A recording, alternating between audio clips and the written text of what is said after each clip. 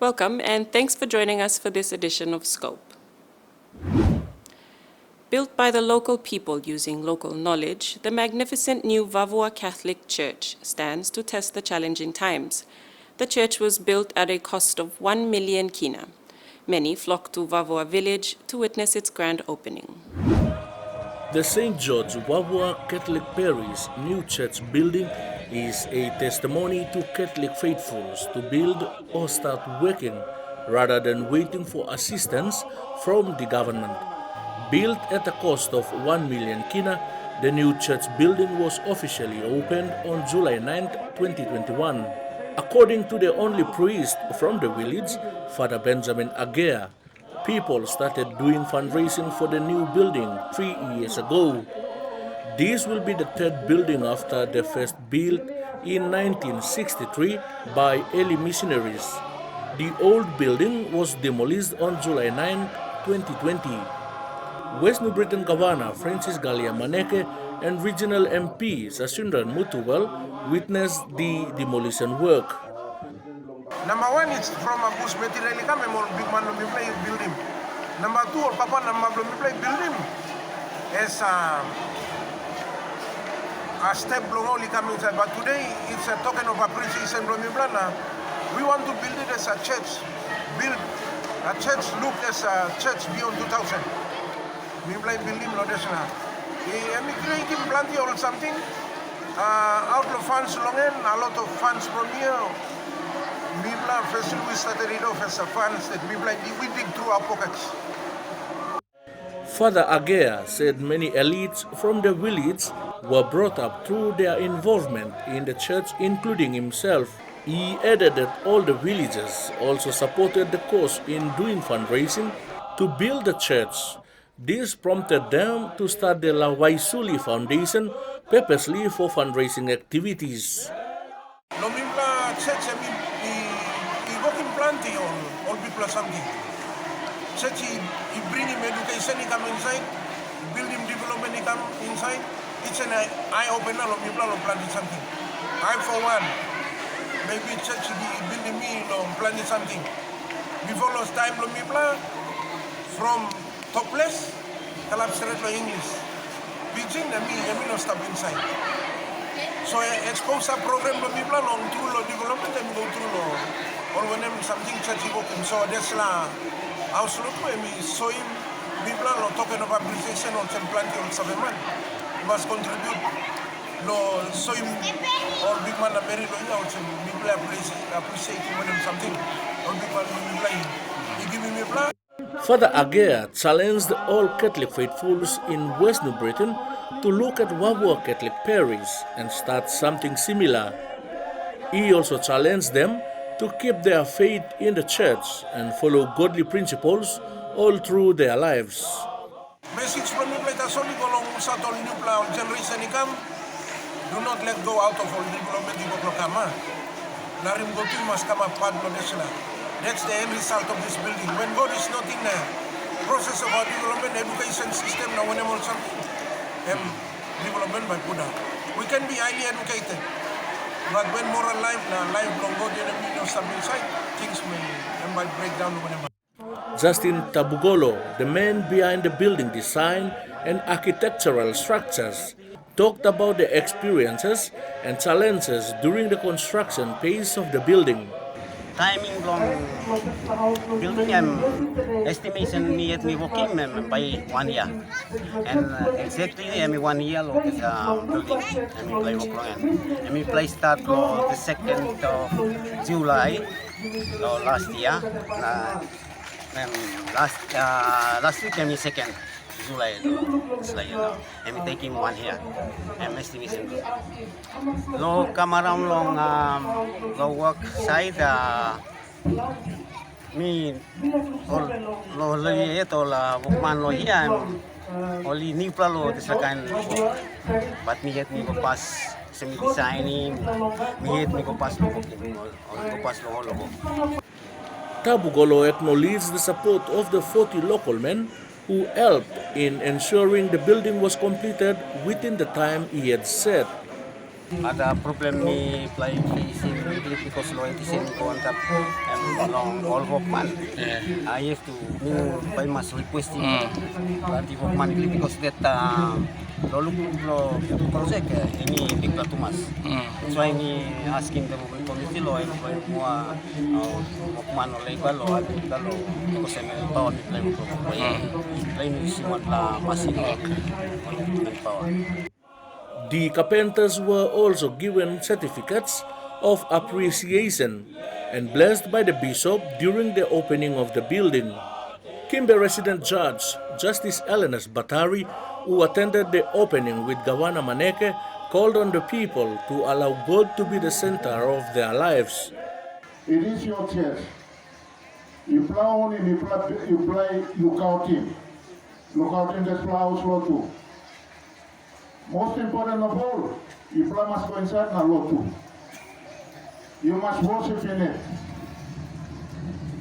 Time you worship in it, come out, sense him passing too.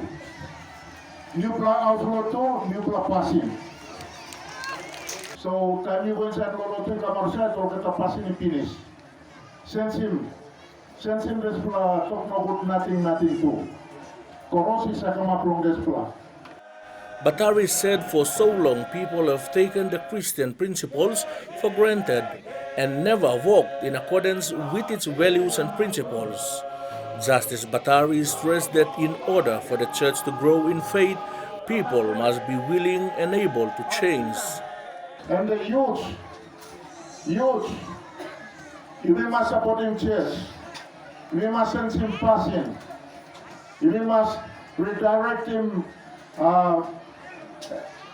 Tok play me, redirect him strong play me, redirect him energy play me. He goes and Alvin church, Alvin community, long come Alvin good passing, long good passing inside long or bless play me. It's like this. Be a useful member of your village, of your community, and of the society, the communities that we live in. Gawana Maneke emphasized that people need to work together with the government in order to bring tangible change into the society.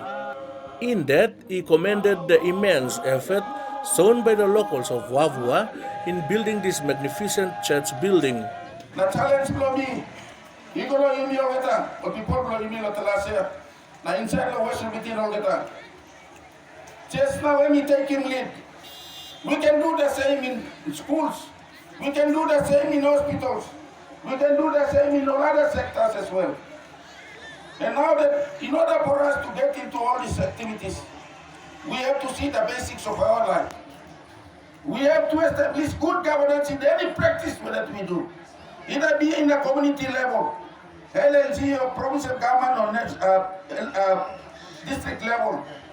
There must be good governance. Maneke then called on the youth in the Nakanai tribe of Hoskins to be advocates of change in the province. He said the youth are the foundation of any province and that they must take on the baton of leadership and lead the province. Maneke also mentioned that Talasia district will be partnering with the youth in the province to implement major projects. So this kind of commitment is what we want to see from people. Enough of coming and asking for free handout from the government. And if there is already something in your heart to complete, you better come with a portion that you have. And then we will accomplish what you want to do. And it's all about, we all people to see our future. Coming to our resources. Now, me like emphasizing this, like, you people don't know. You play looking, even though at no ground, there's a place for you. Okay, the ground finish the population to a pull up finish. Governor Maneke was supported by Justice Batari, who said this is an opportunity for the youth to contribute meaningfully to the betterment of the society instead of engaging in criminal activities. Let this magnificent building remind us, time will change. Time will change from Matuka. Time will change from Spatbus. When we come back, Department of Agriculture in the spotlight for misappropriation of over 22 million kina.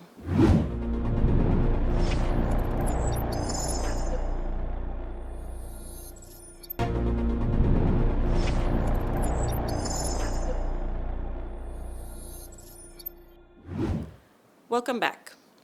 Minister for Agriculture and Livestock, John Simon, came out last week denying claims that 9 members of Parliament were paid with funds belonging to the Price Support Program to join the Lolowata camp during the 2020 political impasse. He has pointed the finger at his department secretary, Daniel Kombuk, who was the person responsible for signing and approving checks to paper farmers and employees of the department. The Department of Agriculture and Livestock earlier this month was under scrutiny over alleged misuse of public funds belonging to genuine farmers throughout the country. Documents obtained by this newsroom showed several transactions of monies totaling up to 22.7 million kina paid to tailoring companies, hire car companies, guest houses, phone house, resorts, hotels, and motor companies. The minister responsible, John Simon, came out to the media recently, pointing fingers at his secretary, Daniel Kombuk, as the one person responsible for approving and signing the checks to these paper farmers. The long list also included 3 separate transactions under the component of Paymaster, paid out on the 4th of May 2021, 26,000 kina. 11th of May 2021, 30,000 kina. And on the 23rd of May 2021, 60,000 kina. Total cash payout of 116,000 kina. In just under a month, 22.7 million kina from 24 million kina funding released for DAL's public investment program was gone. Minister Simon alleged the funds were paid to public servants of the Department of Agriculture and Livestock. He said several names of coffee exporters listed as recipients of the monies are not known by the Coffee Industry Corporation. The minister also brushed aside media reports and claims by Secretary Kombuk that 9 members of Parliament were paid from these funds belonging to the Price Support Program to join the Lolowata camp during the 2020 political impasse. No members of Parliament ever got paid. No checks were printed and paid to us. I did not even pay any money.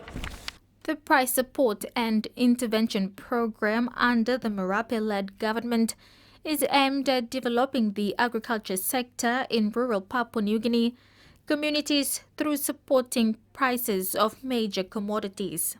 He said the 50 million kina for Price Support Program has already been dispatched to the different commodity boards, of which each has received 10 million kina.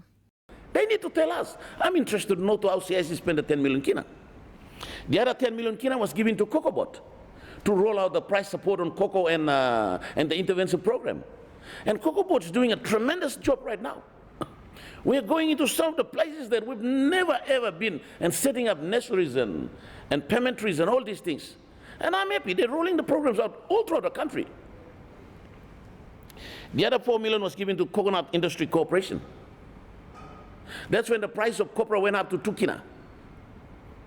And the white copra to 3 kina and above. Where did that money came from? It came from the price support. So that's where 4 million was given to Coconut Industry Corporation. Should ask them. They will tell us what they did with the money. Why are people saying that the minister should explain this? I did the most honorable thing. That 50 million kina, rubber I gave 2 million. So prices for rubber was 80 toya, 90 toya. When I gave 2 million kina, I instruct the rubber board, you increase the price to 2 kina. And we have evidence people got 2 kina out of it. We have evidence CIC prices went up to 5 kina and above. Cocoa prices went to 3 kina, but we're rolling the whole program out. But with a little money, you can make an impact very quickly. But the money is given to the respective commodity boards. Minister Simon said he found out in June that the 22.7 million kina from the 24 million kina was depleted in under 1 month, and he raised the issue with the Secretary for Finance, Dr. Ken Nangian. To be honest, I didn't know they were racing checks. If they were racing checks in DAL office in the central government building, I would have known about it. I would have told them to stop. The minister has apologized to the members of parliament who were mentioned in media reports and on social media who have been named and dragged into the saga. Both Minister Simon and Secretary Kombuk have filed separate complaints with police to look into the misappropriation saga. After the break, women leaders discuss challenges and priorities in political participation and leadership.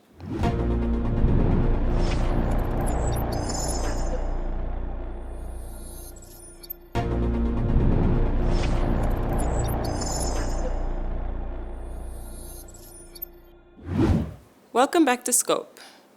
Women leaders from the Momase region met on the 13th to 15th of July in Leh to discuss the challenges and priorities related to women's political participation and leadership. The question that took center stage was, should temporary special measures be considered to pave the way for fair representation in PNG's political landscape? Simply put, should reserved seats be introduced in Parliament? During the 2017 national general elections, no woman was elected to Parliament, while in 2012 only 3 were elected. Since independence, only 7 women have ever been elected to Parliament. The subject of reserved seats has brought about heated public debate, with one group saying women should be elected based on merit, while another counters that the political space is deeply rooted with biased gender norms and social discrimination. Apart from threats of violence to women, their qualifications are often ignored or underestimated, with their life choices coming under attack compared to their male counterparts who can steal from the people or marry many wives but are still voted back into Parliament. The Regional Women's Advocacy Workshop, facilitated by UN Women and the Department of Community Development, Youth and Religion, provided an avenue for the Momase women to get together and share their ideas and experiences. Among the participants was the president of the West Sipik Council of Women, Dorothy Tekwi, who contested 3 times in the elections. The first time was in 1987, where she was encouraged by the late Grand Chief Sir Michael Somare to run for the regional seat. None of the 18 female candidates were elected during that time, resulting in the formation of PNG's first ever all-male parliament.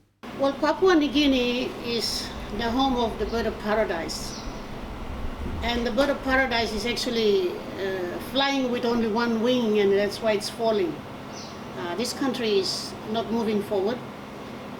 Part of it is that there's no women in parliament. And I believe it is very important that the processes, whether through political party, whether through the Registrar of Political Parties office, whether through the women's movement or legislative reforms, are necessary to facilitate, to ensure that women do get into 2022.